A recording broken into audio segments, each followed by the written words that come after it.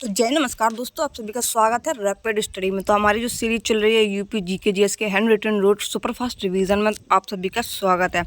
चलिए अपने शुरू करते हैं सेट नंबर 5 और 6 में। बाकी अगर आपने 2 पार्ट नहीं देखे तो जाकर देख लीजिए, और इसकी पीडीएफ आपको हमारे टेलीग्राम चैनल पर मिल जाएगी, जिसकी लिंक आपको डिस्क्रिप्शन बॉक्स में दे रखी है। ठीक है, पहला क्वेश्चन है कि गोपिका वर्मा कहाँ की एक शास्त्रीय नर्तकी है। तो गोपिका वर्मा पहले तो ये मोहिनी अट्टम से संबंधित है। किससे? मोहिनी अट्टम से। और ये किस स्टेट से है गोपिका वर्मा? तो ये केरल से है। किससे है? केरल स्टेट से ये बिलोंग करते हैं। स्नातक धारक कौन है? तो स्नातक धारक जो है वो गोपिका वर्मा है। कौन है? गोपिका वर्मा है। शास्त्रीय नृत्यों की संख्या की बात कर लेते हैं। तो शास्त्रीय नृत्य कौन कौन कितने हैं? तो शास्त्रीय नृत्य 8 हैं। कितने हैं? 8 शास्त्रीय नृत्य हैं। मोहिनी अट्टम को पुनर्जीवित किसने किया था? तो मोहिनी अट्टम को पुनर्जीवित करने वाले एक तो वीएन मेनन थे और दूसरे थे कल्याणी कुट्टी अम्मा। कौन सी? कल्याणी कुट्टी अम्मा और वीएन मेनन जो है मोहिनी अट्टम को पुनर्जीवित करने का श्रेय इनको जाता है। अगला क्वेश्चन है कि पंडित भवानी शंकर किससे संबंधित है? तो पंडित भवानी शंकर जो है वो पखावज से संबंधित है। किससे? पखावज से संबंधित है। तोताराम की बात कर लेते हैं। तो तोताराम भी किससे संबंधित है? वो भी पखावज से संबंधित हैं। इन्होंने क्या किया था? पंडित भवानी शंकर ने इन्होंने लगातार 20 घंटे पखावज बजाकर वर्ल्ड रिकॉर्ड बनाया था, इसलिए इन्हें भवानी शंकर को हम जानते हैं। भवानी शंकर को किस लिए जानते हैं? वैसे इन्हें कोई भी अवार्ड नहीं मिला है, इन्होंने कंटिन्यू 20 घंटे पखावज को बजाया था, इसीलिए इनके नाम पर एक वर्ल्ड रिकॉर्ड है भवानी शंकर के नाम पे।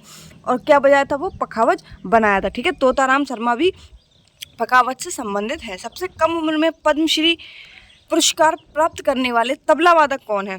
देखो, सबसे कम उम्र में पद्मश्री प्राप्त करने वाले कौन है? तो जाकिर हुसैन है। कौन है? जाकिर हुसैन है। जाकिर हुसैन किससे संबंधित है? तो ये तबला वादक है। क्या है? तबला वादक है। इनका जन्म कहाँ होता है? 9 मार्च 1951 में इनका जन्म मुंबई में होता है। कहाँ पर? मुंबई में होता है।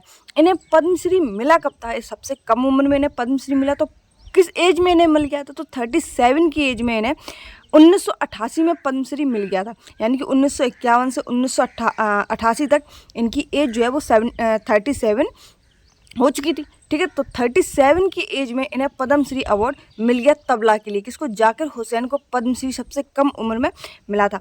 पद्म भूषण की बात कर लेते हैं। देखो, 1988 में पद्मश्री मिल गया। ठीक है, 1951 में इनका जन्म होता है। पद्म भूषण जो है वो 2002 में मिलता है। कब? पद्म भूषण जो है कब मिलता है? 2002 में मिलता है। और अभी कुछ टाइम पहले लगभग 2023 में लास्ट में बात करें तो इन्हें पद्म विभूषण से भी सम्मानित किया गया। किससे?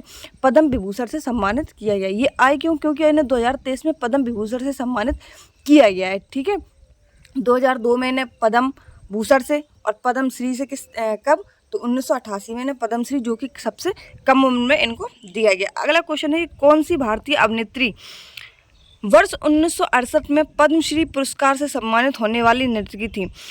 तो भरतनाट्यम से संबंधित है एक नृत्यकी वैजंती माला। आपने शायद पहले भी नाम सुना होगा, जो कि 1985 में लोकसभा सदस्य भी रह चुकी हैं। कौन? 1985 में लोकसभा सदस्य भी रह चुकी हैं, जो भरतनाट्यम से संबंधित है। कौन? वैजंती माला। इन्हें 1968 में, कब? 1968 में पद्मश्री से सम्मानित किया गया था। ठीक है, इनकी एक आत्मकथा है बॉर्डिंग। कौन सी है? बॉर्डिंग जो है इनकी आत्मकथा है, जो इन्होंने 2007 में लिखी थी वैजंती माला ने। और ये किससे संबंधित है? तो भरतनाट्यम से ये संबंधित है वैजंती माला। ठीक है, अगला क्वेश्चन है कि कौन सा त्यौहार टाई ऑफ प्रोटेक्शन के शब्द से जुड़ा है? तो टाई ऑफ प्रोटेक्शन का मतलब है, टाई का मतलब होता है गले में हम जो पहनते हैं टाई, इसी तरीके से पहनी जाती है। और ऑफ प्रोटेक्शन का मतलब है रक्षा के लिए। तो रक्षा के लिए कौन सी टाई पहनाई जाती है अपने भारत में? तो रक्षाबंधन नाम आपने सुना होगा, जब रात हाथ में जो है कलाई बांधते हैं, तो कलाई को ही बोलते हैं हम टाई ऑफ प्रोटेक्शन। क्या बोलते हैं? टाई ऑफ प्रोटेक्शन के शब्द से क्या कौन सा त्यौहार जुड़ा हुआ है? तो ये रक्षाबंधन जुड़ा हुआ है। छठ पूजा की बात कर लेते हैं। तो छठ पूजा कहाँ मनाया जाता है? ये बिहार में सबसे ज़्यादा मनाया जाता है छठ पूजा। और इसमें होता क्या है कि माताएं द्वारा संतान प्राप्ति एक दीर्घ आयु के लिए मांगी जाती है। ठीक है, छठ पूजा में यही होता है। नाग पंचमी हिंदू कैलेंडर के किस महीने में मनाई जाती है? तो नाग पंचमी किस महीने में मनाई जाती है? तो सावन के महीने में। आपने शायद देखा होगा कि सावन के महीने में जब बरसात होती है तो सांप बाहर निकलते हैं। ठीक है, क्योंकि उनके बिल में पानी भर जाता है तो फिर वो बाहर निकलते हैं। जब वो बाहर निकलते हैं तो नाग पंचमी जो है घर में भी बनाई जाती है, आपने दीवारों पर बनी देखी होगी। और सेवइयाँ जो वगैरह हैं, अब देखो टाइम तो वही आ रहा है सावन वाला। ठीक है, तो पंचमी हिंदू कैलेंडर में मनाई जाती है। तो इस सावन माह के शुक्ल पक्ष में, किसमें? सावन माह के शुक्ल पक्ष में नाग पंचमी जो है वो मनाई जाती है। एक महीने में 2 पक्ष होते हैं। 2 पक्ष कैसे होते हैं? एक होता है शुक्ल पक्ष, दूसरा होता है कृष्ण पक्ष। देखो शुक्ल पक्ष जो होता है उसमें चंद्रमा निकलता है, जो चंद्रमा है उसमें शुक्ल पक्ष में निकलता है। ठीक है, लेकिन कृष्ण पक्ष में क्या होता है? वैसे तो कृष्ण का मतलब होता है क्या? काला। ठीक है, आप सभी को पता है, अगर हिंदी आपने पढ़ी है तो आपको सभी को पता होगा कि कृष्ण का मतलब होता है काला। और काले का मतलब क्या है? कि चंद्रमा ना निकलना, यानी कि अंधेरी रात होना। तो 15 दिन जो है वो चांदनी निकलती है और 15 दिन अंधेरा होता है। शुक्ल का मतलब होता है सफ़ेद से। शुक्ल का मतलब क्या होता है? सफ़ेद से होता है। ठीक है, क्रिकेट में स्टंप की ऊंचाई कितनी होती है? तो क्रिकेट में जो स्टंप की ऊंचाई होती है, यानी कि जहाँ से बॉल फेंकी जाती है वहाँ से, वैसे तो मेल को तो सभी को पता होता है, फीमेल को पता नहीं होता। तो स्टंप की ऊंचाई जो वो 3 तरह के डंडे गड़े हुए थे, ठीक है, इस तरीके से, और यहाँ पे रखी होती है। तो इसकी हाइट पूछी गई कि इसकी हाइट कितनी होगी। तो इसकी हाइट जो होती है वो 28 इंच होती है। कितनी? 28 इंच जो होती है वो होती है। ठीक है, बैट की लंबाई की बात कर लेते हैं। तो बैट की लंबाई कितनी होती है? इससे 10 गुनी होती है, 10 गुनी और बढ़ा दो। ठीक है, 28 अगर स्टंप की ऊंचाई है तो 38 जो है वो बैट की लंबाई होती है, यानी कि 10 इससे बड़ी होती है। और बैट की चौड़ाई की बात कर लेते हैं। तो बैट की चौड़ाई कितनी होती है? तो 4.25 इंच जो है बैट की चौड़ाई होती है। कितनी? 4.25 इंच। अब क्रिकेट से संबंधित जो अपने कप हैं उनके बारे में बात कर लेते हैं। वैसे तो हम पहले कर चुके हैं, C K Naidu trophy, Vijay Hazare trophy, Ranji trophy, Asia trophy और देवधर ट्रॉफी। कौन कौन सी? Vijay Hazare, Deodhar trophy, Asia trophy, C K Naidu trophy. ये सभी जो है वो किससे संबंधित हैं? वो क्रिकेट से संबंधित हैं। हॉकी मैदान का आयाम क्या है? तो हॉकी मैदान का आयाम होता है वो 91.4 बाई 55 मीटर होता है। कितना? लंबाई जो होती है वो 91.4 मीटर होती है। और उसकी ब्रीथ कितनी होती है? तो 55 मीटर होती है। हॉकी के टाइम की बात कर लेते हैं। तो देखो 60 मिनट होते हैं। कितनी? 60 मिनट में हॉकी का टाइम होता है। और इसमें खिलाड़ी कितने होते हैं? तो इसमें 11 खिलाड़ी होते हैं। हॉकी हो, फुटबॉल या फिर क्रिकेट हो, इसमें कितने खिलाड़ी होते हैं? तो 11 खिलाड़ी होते हैं। हॉकी में जो बॉल होती है उसका वेट कितना होता है? तो हॉकी में जो बॉल होती है उसका जो वेट है वो 155 ग्राम होता है। कितने? 155 ग्राम से लेकर 163 ग्राम तक इसका वेट हो सकता है, यानी कि बीच में इसके 155 से 163 ग्राम तक इसका वेट हो सकता है। ठीक है, अगला क्वेश्चन है कि संविधान के दस्तावेज का मसौदा तैयार करने वाली संविधान सभा का मुख्य प्रारूप था। तो संविधान के दस्तावेज को मसौदा तैयार करने वाले संविधान सभा का मुख्य प्रारूपकार कौन थे? तो मुख्य प्रारूपकार एस.एन. मुखर्जी थे। कौन थे? एस.एन. मुखर्जी थे। प्रारूप समिति आती कब है? तो 21 फरवरी 1948 को ये आती है। जिसके मुख्य प्रारूपकार कौन थे? तो एस.एन. मुखर्जी थे। कौन थे? एस.एन. मुखर्जी थे। किसके? मसौदा तैयार करने वाली संविधान सभा के मुख्य प्रारूपकार। संविधान का हिंदी में रूपांतरण किसने किया था? तो संविधान का जो हिंदी में रूपांतरण है वो बसंत कृष्ण वैद ने किया था। किसने? बसंत कृष्ण वैद ने संविधान का जो रूपांतरण है वो हिंदी में किया था। ठीक है, प्रारूप समिति आपको बता चुके हैं कि 21 फरवरी 1948 को प्रारूप समिति की रिपोर्ट जो है वो पेश की जाती है। 1946 में मद्रास निर्वाचन क्षेत्र से संबंधित सभा के सदस्य कौन थे? तो मद्रास निर्वाचन क्षेत्र से संविधान सभा के सदस्य कौन बने थे? कहाँ से? मद्रास से। 1946 में जब संविधान सभा का गठन हो रहा था उस समय मद्रास से कौन थे? तो वो थे अम्मू स्वामीनाथन। कौन थे? अम्मू स्वामीनाथन थे। ठीक है, एकमात्र मुस्लिम महिला कौन थी? तो एकमात्र महिला मुस्लिम जो है उस टाइम पे बेगम एजाज रसूल थी, जो कि उत्तर प्रदेश से थी। कहाँ से?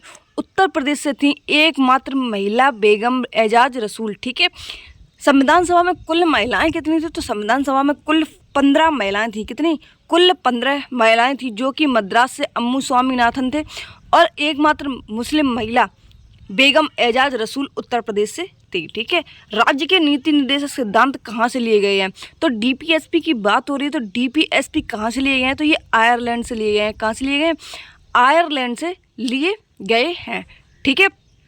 कानून के शासन का विचार की बात कर लेते हैं, यानी कि कानून जो है वो शासन पर विचार करेगी। इसका जो वर्णन है वो कहाँ से लिया गया है? तो ब्रिटेन से लिया गया है।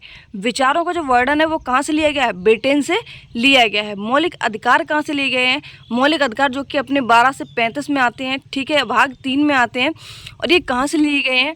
तो ये अपने अमेरिका के संविधान से लिए गए हैं। लेकिन मौलिक कर्तव्य बात अलग है और अधिकार बात अलग है। अगर कर्तव्य की बात आती है तो वो रसिया से लिए गए हैं। कहाँ से? रसिया से लिए गए हैं। विधि के समान संरक्षण किस कंट्री से लिया गया है? यानी कि विधि के समक्ष संरक्षण जो है वो यूएसए से लिया गया है। विधि के समक्ष समानता एवं संरक्षण ये कहाँ से लिया गया है? देखो, जहाँ पे दो बातें आ जाए वहाँ पे ब्रिटेन लगा देना, और जहाँ पे सिर्फ समानता आए, संरक्षण आए, यानी कि संरक्षण का मतलब है किसी चीज़ की रक्षा करना। तो रक्षा करने का काम किसका होता है? यूएसए करता है कि नहीं करता है? कि विश्व में शांति बनाए रखने के लिए एक यूएनओ नाम की संस्था जो है वो यूएसए की है। ठीक है। और समानता एवं संरक्षण तो ये ब्रिटेन से है। केंद्र द्वारा राज्यपाल की नियुक्ति भारत के संविधान की किस विशेषता से संबंधित है? तो केंद्र द्वारा जब राज्यपाल की नियुक्ति होती है तो भारत के संविधान की किस विशेषता से संबंधित है? तो ये एकात्मक प्रणाली से संबंधित है। किससे? एकात्मक प्रणाली से संबंधित है। एक गवर्नर होगा प्रत्येक स्टेट में। ये किस आर्टिकल में लिखा हुआ है? तो 153 में ये लिखा हुआ है कि प्रत्येक स्टेट में, यानी कि प्रत्येक राज्य में एक गवर्नर का होना, यानी कि राज्यपाल का होना ज़रूरी है। ठीक है। हाँ, और इसके बाद में ये भी बता दें कि अगर कोई एक राज्यपाल है वो 2 स्टेट को संभाल सकता है। ठीक है, वो 2 स्टेटों का गवर्नर बन सकता है। 154 में क्या है कि राज्य की कार्यपालिका की समस्त शक्तियाँ राज्यपाल में होंगी, यानी कि कोई राज्य है और उसकी समस्त शक्तियाँ जो है वो राज्यपाल के हाथों में होंगी। तो ये किस में लिखा है? ये 154 में लिखा हुआ है। 155 में क्या लिखा हुआ है कि राज्यपाल की जो नियुक्ति है वो कौन करेगा? तो राज्यपाल की जो नियुक्ति है वो राष्ट्रपति के द्वारा की जाती है। किसके द्वारा? राष्ट्रपति के द्वारा की जाती है। ये किस आर्टिकल में लिखा हुआ है? तो 155 में ये लिखा हुआ है। किस अनुच्छेद में दोहरे खंड के बारे में लिखा हुआ है? दोहरे खंड का मतलब है किस अनुच्छेद में दोहरे खंड के बारे में बताया गया है? तो आर्टिकल 20 का बी जो है, कौन सा? 20 का वी जो है उसमें ये बोला गया है कि दोहरे खंड के बारे में बताया गया। आर्टिकल 20 के ए में क्या है? 20 के ए में ये है, जब तक दोष सिद्ध ना हो तब तक दोषी नहीं होगा। जैसे मान लो कोई भी व्यक्ति है, हम अपन लोग उसका दोष सिद्ध नहीं होता, टेररिस्ट वगैरह बोलने लगते हैं, लेकिन ऐसा नहीं बोलना चाहिए। ठीक है। तो जब तक किसी का दोष सिद्ध नहीं होता है, 20A में लिखा हुआ है, तो उसको अपराधी नहीं बोल सकते। 20B में अभी हमने आपको बताया कि दोहरे दंड का मतलब है कोई व्यक्ति अगर किसी भी पहले किसी अपराध के लिए उसे सज़ा मिली है तो दूसरे उसे अपराध के लिए सज़ा नहीं दी जाएगी। ठीक है। 2 बार उसे सज़ा नहीं होगी, सिर्फ 1 बार ही सज़ा होगी। तो एक अपराध के लिए 2 बार सज़ा नहीं होगी। 20 के बी में लिखा हुआ है, यानी कि दोहरे दंड के बारे में। 20 के सी में क्या लिखा हुआ है कि स्वयं के खिलाफ गवाही देने के लिए बाध्य नहीं है। मान लो हम ही हैं, ठीक है, हम ही किसी के साथ हाथापाई कर देते हैं और हम अपने आप में सफाई देना चाहें तो हम अपने आप में सफाई नहीं दे सकते हैं। ठीक है, उसके लिए हमें प्रूफ की ज़रूरत पड़ेगी। तो ये किस में आता है? ये 20C में आता है। ठीक है। अगला क्वेश्चन है कि किस अनुच्छेद में राष्ट्रपति पर महाभियोग चलाया जाता है? वैसे महाभियोग की जो प्रक्रिया है वो यूएसए से ली गई है। कहाँ से ली गई है? यूएसए से ली गई है। लेकिन उपराष्ट्रपति का जो पद है वो कहाँ से लिया गया है? तो उपराष्ट्रपति का जो पद है, चलो आप बताएंगे, उपराष्ट्रपति का जो पद है वो कहाँ से लिया गया है। ठीक है। आर्टिकल 61 क्या कहता है कि आर्टिकल 61 में ये लिखा हुआ है कि किसी भी राष्ट्रपति पर उसके खिलाफ महाभियोग की प्रक्रिया चलाकर 14 दिन के लिए उसको नोटिस दिया जाता है। किसके लिए? 14 दिन के लिए उसको नोटिस दिया जाता है। और महाभियोग चलाया कैसे जाता है? तो लोकसभा और राज्यसभा के, देखो लोकसभा में 1/4 हस्ताक्षर होने चाहिए सदस्यों के, और राज्यसभा में भी होने चाहिए, और 2/3 बहुमत पारित होने चाहिए। कितने? 2/3 जो बहुमत है वो पारित होने चाहिए, तब राष्ट्रपति को जो एक नोटिस भेजा जाएगा 14 दिन का नोटिस, ठीक है। वो अपने पक्ष में अगर कोई सफाई देता है तो ठीक है, अगर नहीं देता है कुछ भी सफाई तो फिर उसको राष्ट्रपति के पद से हटा दिया जाएगा महाभियोग के द्वारा। और किस आर्टिकल में है तो आर्टिकल 61 में ये वर्णित है, ठीक है। देखो राज्यसभा लोकसभा में कितने 1/4, ठीक है, सदस्यों के हस्ताक्षर होने चाहिए और 2/3 बहुमत पारित होने चाहिए, ठीक है। 14 दिन का नोटिस मिलता है। आर्टिकल 60 में क्या है? आर्टिकल 60 में क्या है? तो शपथ है। क्या है? शपथ है। किसके बारे में? राष्ट्रपति जो है वो शपथ लेगा आर्टिकल 60 में। 62 में क्या है कि अगर राष्ट्रपति पद खाली है तो उसको जल्दी से जल्दी पूर्ण किया जाए। 62 में क्या है? रिक्ति पूर्ण का मतलब है कि अगर किसी भी राष्ट्रपति पद का पद खाली है तो उसको पूर्ति की जाए। 59 में क्या है, यानी कि 59 में क्या है? 59 में बोला गया है राष्ट्रपति को वेतन दिया जाएगा, ठीक है। राष्ट्रपति को क्या दिया जाएगा? वेतन दिया जाएगा। राष्ट्रपति को अध्यादेश जारी करने का अधिकार किस अनुच्छेद में है? तो देखो राष्ट्रपति जो अध्यादेश जारी करता है वो 1, 2, 3 के अनुसार करता है। किसके अनुसार? 1, 2, 3 के अनुसार करता है। लेकिन जब गवर्नर करता है तो 213 के अनुसार करता है। किसको? 2, 1, 3 के अनुसार करता है, ठीक है। अनुच्छेद 121 की बात कर लेते तो न्यायाधीशों को लेकर, किसको? न्यायाधीशों को लेकर संसद में कोई चीज़ नहीं होगी, ठीक है, कोई चर्चा नहीं होगी। किसको? न्यायाधीशों को लेकर। आर्टिकल 121 ये कहता है कि न्यायाधीश अगर कोई भी निर्णय करते हैं तो उसको लेकर संसद में कोई भी चर्चा नहीं की जाएगी, ठीक है। अनुच्छेद 122 क्या कहता है कि न्यायाधीशों द्वारा संसद की कार्रवाई की जांच नहीं होगी, ठीक है।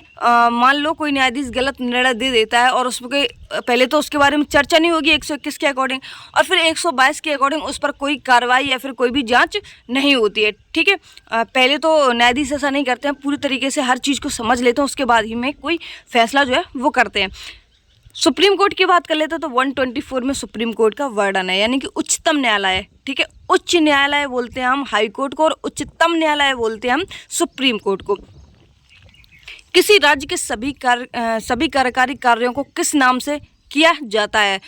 तो सभी अभी हमने बताया कि जो राज्य का जो सभी कार्यों को कौन देखता है? तो राज्यपाल देखता है। जिसकी जो नियुक्ति है वो कौन करता है? तो राष्ट्रपति करता है, ठीक है। मंत्रिमंडल की बात कर लेते हैं तो 2 तरीके के मंत्रिमंडल हैं। देखो, एक तो राज्य मंत्रिमंडल होता है, दूसरा संघीय मंत्रिमंडल होता है। राज्य मंत्रिमंडल किस आर्टिकल में है? तो 163 में राज्य मंत्रिमंडल है। कितनी? 163 में राज्य मंत्रिमंडल है और 74 में संघीय मंत्रिमंडल है। कौन से? आर्टिकल 74 में संघीय मंत्रिमंडल है। आ जाते हैं कि जौहर की घटना का उल्लेख फारसी भाषा में सबसे पहले किसने किया था? तो जौहर जब राणा रतन सिंह की पत्नी जो कि पद्मावती, आपने शायद मूवी देखी होगी, उसमें पूरा जौहर का जो वर्णन है वो किया गया है, ठीक है। अगर इसको समझना है तो आप एक बार मूवी देख लीजिए, आपको सब तरीके से समझ में आ जाएगा, ठीक है। अलाउद्दीन खिलजी जब पद्मावती के पास में जाता है तो वो जौहर कर लेती है, ठीक है। नहीं, जौहर का मतलब होता है अपने आप को आग के हवाले कर देना, ठीक है। और उनके साथ में बहुत सारी फीमेल्स जो हैं उन्होंने भी किया था। तो सर्वप्रथम जौहर का जो उल्लेख है वो किसने किया था? तो सर्वप्रथम जो जौहर का उल्लेख है वो अमीर खुसरो ने किया था। किसने? अमीर खुसरो ने किया था। किसमें किया था? तो ये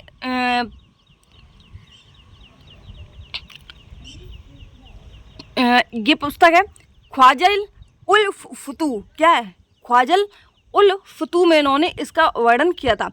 पद्मावत किसके द्वारा लिखी गई है? तो पद्मावत जो है वो मलिक मोहम्मद जायसी के द्वारा लिखी गई है।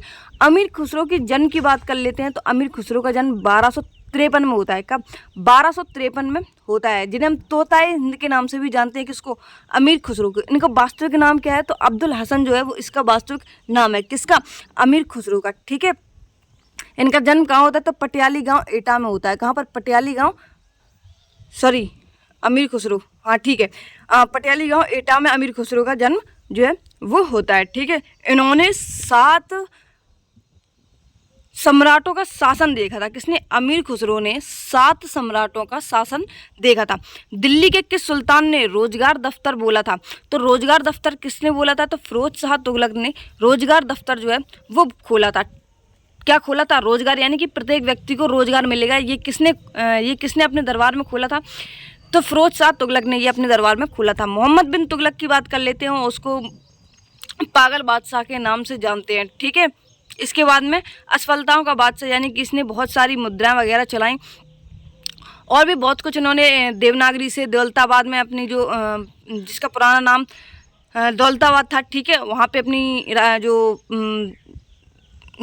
अपना राज्य विस्तार जो है वो वहाँ पे चेंज करने की कोशिश की, जिसमें आधी जो जनता है उसने जाने मार दी और आधी जनता जो है वो उसको वापस आने मार दी, और बाद में खुद ही अपने महल से कूदकर इसने जान दे दी थी, ठीक है। इसीलिए इसको रक्त पिपासु नाम से जानते हैं। हमने आपको बताया ना भी कि आधी जनता जाने में मार दी और आधी जनता वापस आने में मार दी, ठीक है। टोडरमल ने किस क्षेत्र में ख्याति अर्जित की थी? तो ख्याति टोडरमल किसके लिए जाने जाते हैं? तो भू राजस्व के लिए जाने जाते हैं। किसके लिए? भू राजस्व के लिए जाने जाते हैं, जो कि पहले शेरशाह सूरी के दरबारी थे। टोडरमल जो है वो शेरशाह सूरी का पहले दरबारी था, और बाद में अकबर के दरबार में वित्त मंत्री के रूप में इसने जो टोडरमल है वित्त मंत्री के रूप में इसने अपनी पदवी हासिल कर ली थी। दहशाला प्रथा टोडरमल के द्वारा जो है वो चलाई गई थी। किसके? दहशाला प्रथा जो है वो टोडरमल के द्वारा चलाई जाती है। उच्च शिक्षा के लिए भारत की आधिकारिक भाषा के रूप में अंग्रेजी को किसके द्वारा संकल्प निर्माण में शामिल किया गया था? तो अंग्रेजी शिक्षा आप सभी को पता है कि मैकाले के द्वारा ही भारत में आती है, और ये 1834 में क्या थे? मैकाले 1834 में विधि आयोग के अध्यक्ष थे। क्या थे? विधि आयोग के अध्यक्ष थे मैकाले। अंग्रेजी शिक्षा की बात कर लेते हैं तो मैकाले ने तो इसकी सिफारिश की थी, लेकिन लागू किसने की थी? तो विलियम बेंटिक ने इसको लागू किया था। सिफारिश किसने? मैकाले ने की, लेकिन इसको लागू अंग्रेजी शिक्षा को किसने किया था भारत में? तो विलियम बेंटिक ने किया था, ठीक है। अगर ये ना होता तो आज अपन को जो अंग्रेजी है वो नहीं जाननी पड़ती। मैकाले ने कब इसको सिफारिश की थी? तो 1833 में इसकी सिफारिश की थी, और 1835 में इसको लागू किया था, ठीक है। भारत में रेल का जनक किसको कहा जाता है? तो भारत में रेल का जनक जो है वो डलहौजी को कहा जाता है। किसको? डलहौजी को कहा जाता है। भारत में प्रशासनिक सेवाओं के जनक के रूप में किसे जाना जाता है? तो प्रशासनिक सेवाओं के जनक के रूप में कॉर्नवालिस को जाना जाता है। किसको? कॉर्नवालिस को जाना जाता है। सती प्रथा का अंत किसके कार्यकाल में हुआ था? तो विलियम बेंटिक के कार्यकाल में सती प्रथा और ठगी प्रथा दोनों का ही अंत हो गया था, ठीक है। पहले सती प्रथा का अंत होता है 1829 में, फिर ठगी प्रथा का अंत होता है 1830 में, ठीक है। ये दोनों ही जो है वो विलियम बेंटिक के कार्यकाल में होते हैं। और सिफारिश किसने की थी ठगी प्रथा और सती प्रथा के लिए? तो ये राजाराम मोहन राय की सिफारिश पर विलियम बेंटिक ने ठगी प्रथा को 1830 में और सती प्रथा को 1829 में विलियम बेंटिक के द्वारा ख़त्म करवा दिया गया था। 1867 में मुंबई के किस संस्था की स्थापना हुई है? तो 1867 में प्रार्थना समाज। किसकी? प्रार्थना समाज। हमने आपको बताया था प्रार्थना कहाँ से करते हैं? हम आत्मा से करते हैं। कहाँ से करते हैं? आत्मा से करते हैं, ठीक है। और एक भोला करके हमने नाम ही बताया था, ठीक है। तो प्रार्थना समाज की स्थापना 1867 में होती है। ब्रह्म समाज की स्थापना 1828 में होती है। कब? 1828 में। ब्रह्मा किसके रूप थे? तो राजाराम मोहन राय, यानी कि राम के दूसरे रूप थे।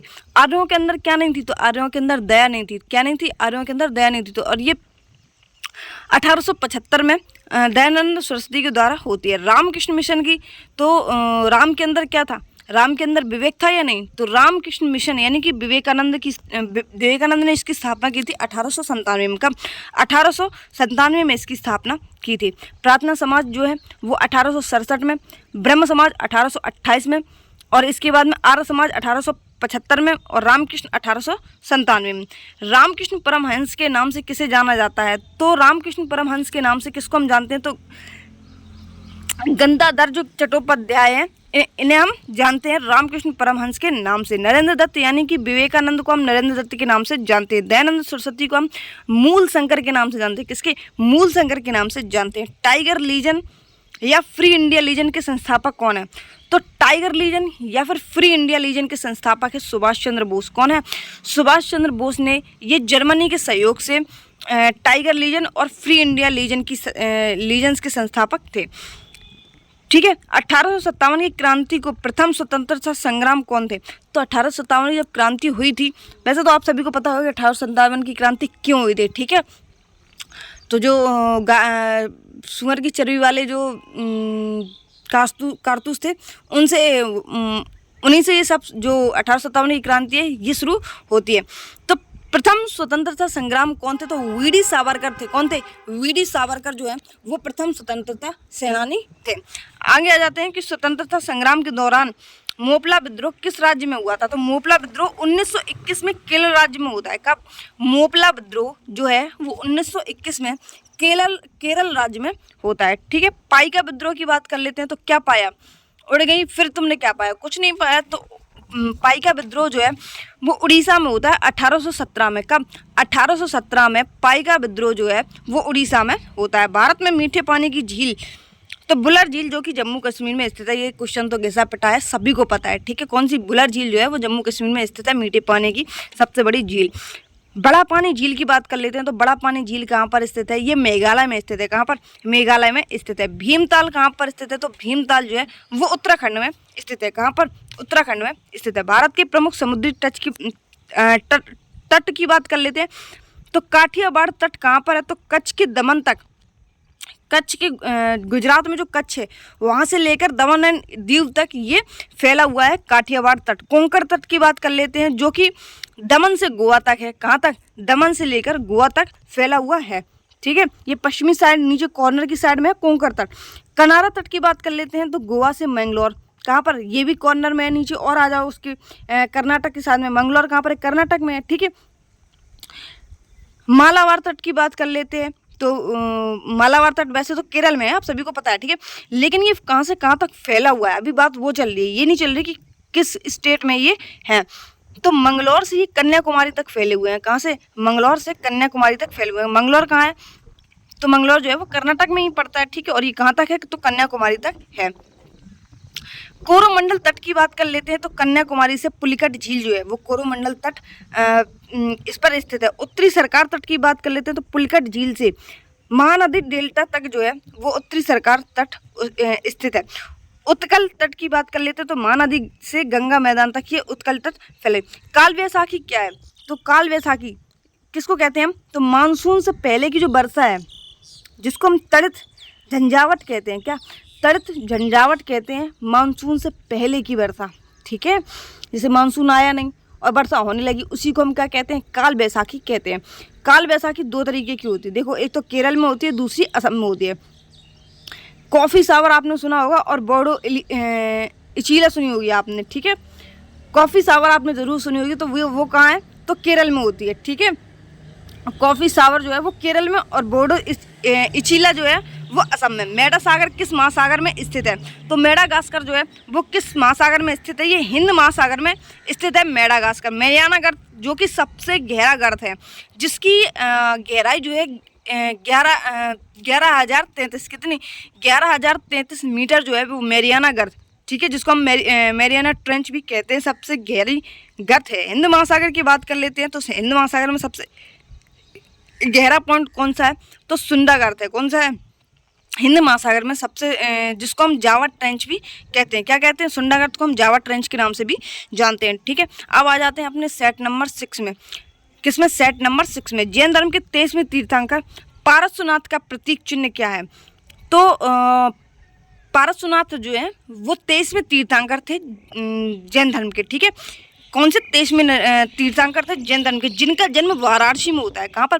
वाराणसी में इनका जन्म होता है पारसनाथ का। और ज्ञान की प्राप्ति इनको कहाँ होती है? तो संवेद शिखर में इनके ज्ञान की प्राप्ति जो है वो प्राप्त होती है। ऋषभदेव की बात कर लेते हैं। तो ऋषभदेव वैसे इनसे प्रतीक कौन सा है? तो जो प्रतीक की बात होती है तो प्रतीक किससे है? सर्प जो है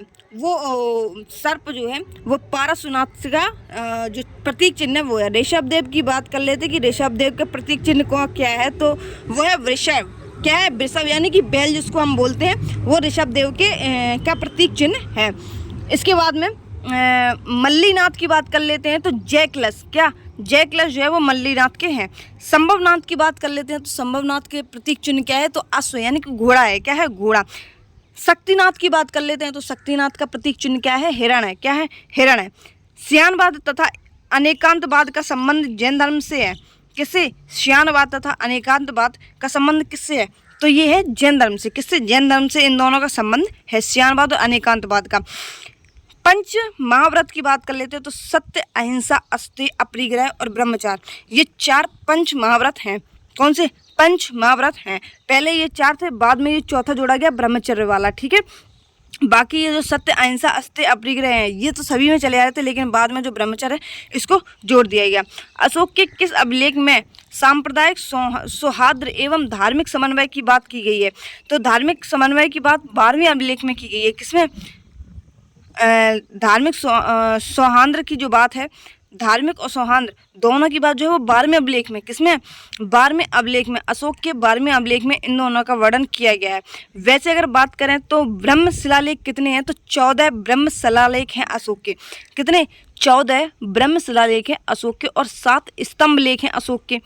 4 गुफा लेख हैं अशोक के। कितने? 4 गुफा लेख हैं, 7 स्तंभ लेख हैं, 14 ब्रह्म लेख हैं, ब्रह्मशिला लेख है। ठीक है। 13वें अभिलेख में क्या लिखा हुआ है? 13वें अभिलेख में कलिंग युद्ध लिखा हुआ है। क्या?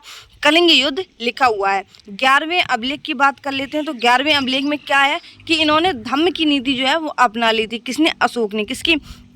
धम्म की नीति जो है वो अपना ली थी। गुफा लेख की बात कर लेते हैं तो गुफा लेख, जिसको गुफा लेख में ये सभी गुफा लेख जो है वो सुदामा गुफा, कृष्ण चौपाल, विश्व झोपड़ी और लोमस ऋषि की गुफा कहते हैं। क्या कहते हैं गुफा लेख को? तो सुदामा गुफा कहते हैं, कृष्ण चौपाल भी कहते हैं, विश्व की झोपड़ी भी कहते हैं और लोमस ऋषि की गुफा भी कहते हैं। ठीक है। अरब यात्री सुलेमान किस शताब्दी के मध्य आया था? तो सुलेमान कब आता है?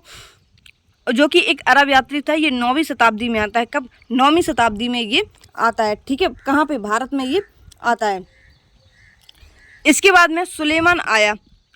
ठीक है। राष्ट्रकूट, उस टाइम राष्ट्रकूट का वंश चल रहा था, और राष्ट्रकूट में उस टाइम कौन शासक थे? तो अमोद वर्ष जो है वो दरबार में आया था। अमोद वर्ष के दरबार में आया था। गुज्जर प्रतिहार की बात कर लेते हैं तो मेहरभोज जो है, जिसको हम बरुआ कहकर संबोधित करते हैं। क्या? मेहरभोज जो है गुज्जर प्रतिहार वंश का एक शासक था, जिसको हम बरुआ के नाम से जानते हैं। ठीक है। और ये सुलेमान कौन था? अभी आपको बताया, ये ईरानी यात्री था। कौन था? ईरानी यात्री था सुलेमान। ठीक है। दक्षिण में राष्ट्रकूट राजवंश की स्थापना किसने की थी? तो राष्ट्रकूट वंश की स्थापना दंतिदुर्ग। आपको शायद ये क्वेश्चन हम तीसरी या चौथी बार बता रहे हैं। ठीक है। दंतिदुर्ग ने उज्जैन में महादान यज्ञ हिरण्यगर्भ यज्ञ करवाया था। कौन सा? महादान यज्ञ हिरण्यगर्भ यज्ञ जो है वो राष्ट्रकूट के दंतिदुर्ग ने उज्जैन में करवाया था। और किसके द्वारा करवाया था? तो नागभट्ट के द्वारा ये करवाया था। किसके? नागभट्ट के द्वारा करवाया था। ठीक है। गोपाल की बात कर लेते हैं तो गोपाल जो है वो बौद्ध धर्म से संबंधित थे। किससे? बौद्ध धर्म से संबंधित थे। विक्रमशिला जो है, विक्रमशिला किसके द्वारा बनवाया गया था? तो धर्मपाल के द्वारा विक्रमशिला की स्थापना रखी जाती है। राष्ट्रकूट शासक कृष्ण प्रथम ने कैलाश मंदिर बनवाया था। कौन सा? राष्ट्रकूट शासक थे जो कि कृष्ण प्रथम थे। इन्होंने क्या करवाया था? इन्होंने कैलाश मंदिर बनवाया था। कैलाश मंदिर, भगवान शिव और एलोरा गुफा, ये किससे संबंधित है? ये कैलाश मंदिर से ही संबंधित हैं। पांड्यों की राजधानी क्या थी? तो पांड्यों की जो राजधानी थी वो कौन थी? तो मदुरई थी। कौन सी थी? मदुरई पांड्यों की राजधानी थी। चालुक्य की बात कर लेते हैं तो चालुक्य वंश के पश्चिमी जो राजधानी थी वो थी वातापी। चालुक्य की पश्चिमी जो राजधानी थी वो कौन थी? वातापी थी। और पूर्वी राजधानी थी वो कौन थी? वेंगी थी। कौन सी? वेंगी जो है वो चालुक्य वंश की पूर्वी राजधानी थी। चोल वंश की कौन थी? तो कावेरीपट्टनम जो है वो चोल वंश की राजधानी हुआ करती थी। पल्लव वंश की कौन सी थी? तो कांचीपुरम जो है वो पल्लव वंश की राजधानी जो है वो होती थी।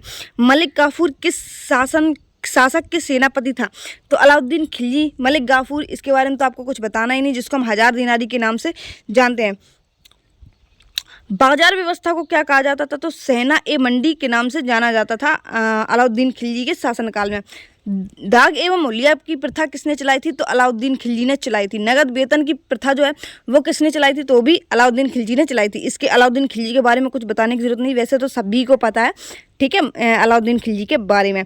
दिल्ली के किस सुल्तान ने रोजगार दफ्तर खोला था? तो दिल्ली के किस सुल्तान ने रोजगार दफ्तर खोला था? अभी आपको हम शुरुआत में जब 5वां हमने सेट लगवाया था उसमें ये क्वेश्चन हमने बताया था। तो क्या था वहाँ पे आंसर? फिरोज शाह तुगलक था, जिसको हम दीवान ए बंदगान, बैराती अस्पताल और दार उल सफ़ा सर्वाधिक लोक निर्माण के नाम से, यानी कि लोक निर्माण का मतलब है नहरों का निर्माण जो है, और भी लोक निर्माण का मतलब है कि समाज के प्रति जो चीज़ें ज़्यादा होती हैं वो फिरोज शाह तुगलक ने ही करवाई थी। ठीक है, यात्रियों के लिए प्रत्येक मील पर सरायों का निर्माण जो है वो भी फिरोज शाह तुगलक के द्वारा करवाया गया था। दीवान ए कोही का निर्माण जो है वो किसने करवाया था? तो एमबीटी ने करवाया था। किसका? दीवान ए कोही का। ठीक है, दीवान ए अर्ज की बात कर लेते हैं तो दीवान ए अर्ज जो है वो बलबन के द्वारा करवाया गया था। नायाब ए मुमलिकात की स्थापना किसने करवाई थी? तो बैराम शाह ने करवाई थी। और बैठने वाला प्रथम शासक कौन था? तो ये एतगीन था। कौन था? एतगीन था। मेवाड़ के शासक राणा अमर सिंह ने किसके शासनकाल के दौरान मुगलों की सेवा को स्वीकार किया था? तो राणा अमर सिंह ने किसके शासनकाल के दौरान मुगलों की सेवा को स्वीकार किया था? ये जहांगीर के शासनकाल में था। तो चित्रकला का स्वर्णकाल किसको कहा जाता है? तो चित्रकला का स्वर्णकाल जो है जहांगीर के कार्यकाल को कहा जाता है। जेम्स प्रथम ने टॉमस रो को जहांगीर के दरबार में भेजा था। किसने? जेम्स प्रथम ने टॉमस रो को जहांगीर के शासनकाल में दरबार में भेजा था। भारत में यूरोपीय व्यापारिक शक्तियों का आगमन कब होता है? तो देखो, पुत्र अड़ा और डैड फंसा। कौन? पुत्र अड़ा, डैड फंसा। सबसे पहले आते हैं पुर्तगाली 1458 में। ठीक है, कब आते हैं? 1458 में। इसके बाद में डच आते हैं। क्या? पुत्र अड़ा, डैड फंसा। ठीक है, वैसे तो पुत्र से पुर्तगाली हो गया, और अड़ा से अंग्रेज हो गया, और डैड से एक तो डेनिश हो गया और दूसरा डच हो गया, और फंसे से क्या हो गया? फ्रांसीसी हो गया। ठीक है, पुर्तगाली आते हैं 1498 में। उसके बाद में आते हैं डच। कौन आते हैं? डच। कब? 1604 में। इसके बाद में फिर आते हैं अंग्रेज 1608 में, और डेनिश आते हैं 1616 में, और फ्रांसीसी आते हैं 1668 में। अंग्रेजी की कंपनियां कब आती हैं भारत में? तो 31 दिसंबर 1600 में अंग्रेजी कंपनियां जो है भारत में आ जाती हैं। डचों की कंपनी कब आती हैं? तो डचों की कंपनी जो है वो 1602 में आती हैं। स्थल मार्ग से भारत आने वाले अंग्रेज का नाम क्या है? तो स्थल मार्ग, यानी कि वैसे तो समुद्री मार्ग से सब लोग आते थे, लेकिन स्थल मार्ग से आने वाला भारत में अंग्रेज कौन था? तो जोहन मिल्ड हॉल था। कौन सा? जोहन मिल्डेन हॉल था। पुर्तगाली प्रथम फैक्ट्री कहाँ थी? तो पुर्तगालियों की प्रथम फैक्ट्री जो खोली गई थी वो कोच्चि में खोली गई थी। कहाँ पर? कोच्चि में ये खोली गई थी। बंगाल क्षेत्र में प्रथम अंग्रेजी फैक्ट्री 1651 में किस नदी के तट पर स्थित थी? तो ये हुगली नदी के तट पर पहली जो अंग्रेज फैक्ट्री है 1651 में हुगली नदी पर ये स्थित थी। बंगाल बस्ती की बात कर लेते हैं तो अंग्रेज़ों ने कहाँ पर पहले बंगाल बस्ती खोली थी? तो ये कोलकाता में। और डच ने कहाँ पर खोली थी? तो चिनसुरा में खोली थी। फ्रांसीसियों ने चंद्रनगर में, और डेनिश ने श्रीरामपुर में ये जो अपनी बंगाली बस्ती है वो चलाई थी। ठीक है, पूर्वी भारत में हीरापुरा और बालासुर 1633 में प्रथम फैक्ट्री थी। कब? 1633 में प्रथम फैक्ट्री थी। कहाँ पर? उड़ीसा में। भारत में जनगणना प्रथम बार कब होती है? तो भारत में जो जनगणना है वो प्रथम बार लॉर्ड मेयो के कार्यकाल में। किसके? मेयो के कार्यकाल में 1872 में होती है, और रिपन के कार्यकाल में 1881 में इसको हम एक नियमित रूप से जो भारतीय जनगणना है वो कंटिन्यू रखते हैं। ठीक है, प्रत्येक 10 वर्ष के बाद में जो भारतीय जनगणना है वो होती है। जिस रिपन को हम क्या कहते हैं? तो रिपन को हम स्थानीय सुशासन का जनक और प्रथम कारखाना अधिनियम लाने वाले व्यक्ति कौन थे? तो वो रिपन ही थे। कॉर्नवालिस की बात कर लेते हैं तो कॉर्नवालिस कौन है? स्थायी बंदोबस्त। कौन? बंदोबस्त वॉलिस, यानी कि स्थायी बंदोबस्त और सूर्यास्त का नियम जो है वो किसकी? कॉर्नवालिस के द्वारा ही आता है। रिपन की बात कर लेते हैं तो वर्नाकुलर प्रेस एक्ट जो है वो रिपन के द्वारा आता है। फारसी में लिखी गई पुस्तक गिफ्ट टू मोनोथिट्स के लेखक कौन है? तो फारसी में लिखी गई एक पुस्तक गिफ्ट टू मोनोथिट्स के जो लेखक हैं वो कौन है? जिसमें अनेकेश्वरवाद की निंदा की गई है। तो किसकी? अनेकेश्वरवाद की निंदा किसमें की गई है? तो राजा राम मोहन राय ने गिफ्ट टू मोनोथिट्स के लेखक हैं। कौन है? राजा राम मोहन राय जो है वो गिफ्ट टू मोनोथिट्स के लेखक हैं। भारतीय पत्रकारिता के जनक कौन है? तो भारतीय पत्रकारिता के जो जनक है वो राजा राम मोहन राय ही हैं। इन्हें भोर का तारा भी कहा जाता है, पुनर्जागरण का अग्रदूत भी नहीं कहा जाता है। राजा की उपाधि किसने दी थी इन्हें? तो जो राजा राम मोहन राय है इन्हें राजा की उपाधि जो मिली थी वो अकबर के द्वारा मिली थी। किसके? अकबर के द्वारा मिली थी। हरिद्वार कांगंडी कहाँ पर है? तो हरिद्वार कांगंडी जो है वो हरिद्वार में ही स्थित है। और स्वामी श्रद्धानंद इसके संस्थापक आर्य समाज और सत्यार्थ प्रकाश के नाम से किसको जानते हैं? तो आर्य समाज और सत्यार्थ प्रकाश किसने लिखी है? तो दयानंद सरस्वती ने इसको लिखी है। बदरुद्दीन तैयब जी ने कब कांग्रेस के अध्यक्षता की थी? तो 1887 में बदरुद्दीन तैयब ने आईएनसी की अध्यक्षता की थी। 1886 में कलकत्ता में, कहाँ पर? 1886 में कलकत्ता में दादाभाई नौरोजी ने की थी। और 1888 में इलाहाबाद में जॉर्ज यूल ने आईएनसी की अध्यक्षता की थी। किस देश के अधिकारियों ने भारतीयों को ले जा रहे जहाज कामागाटो मारू को प्रवेश देने से इनकार कर दिया था? तो कामागाटो मारू कनाडा जा रहा था। एक जहाज है जिसका नाम है क्या? कामागाटो मारू। ये कहाँ जा रहा था? ये जा रहा था कहाँ पे? कनाडा में, ठीक है। जो उसमें कौन सवार थे? तो उसमें भारतीय थे, ठीक है। तो कनाडा की जो अधिकारी थे उन्होंने भारतीयों को ले जाने से मना कर दिया था। लेकिन कामागाटो मारू ये जहाज था कहाँ का? तो ये जापानी जहाज था, इस वजह से इसको मना कर दिया। लेकिन उसमें सवार कौन थे? तो उसमें सवार भारतीय थे।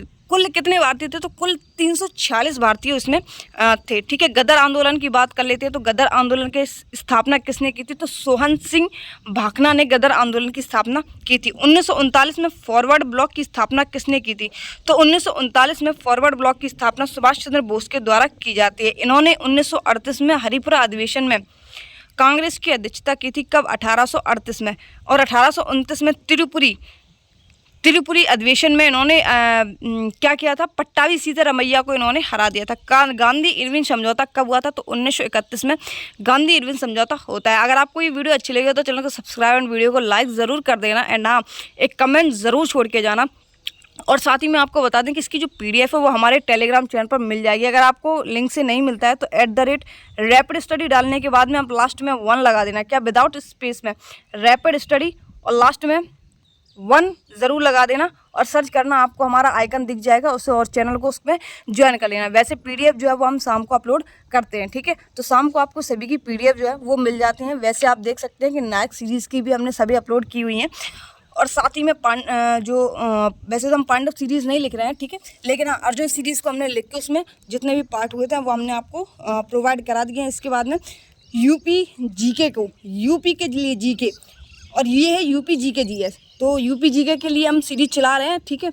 उसको कुछ टाइम के लिए बंद कर दिया क्योंकि वो क्वेश्चन जो है वो सिर्फ यूपी में पूछे जाएंगे, लेकिन ये क्वेश्चन जो है वो हमारे आगे भी काम आएंगे। तो जो आगे काम आए उनको पढ़ना ज़्यादा ज़रूरी है, ठीक है। और यूपी जीके से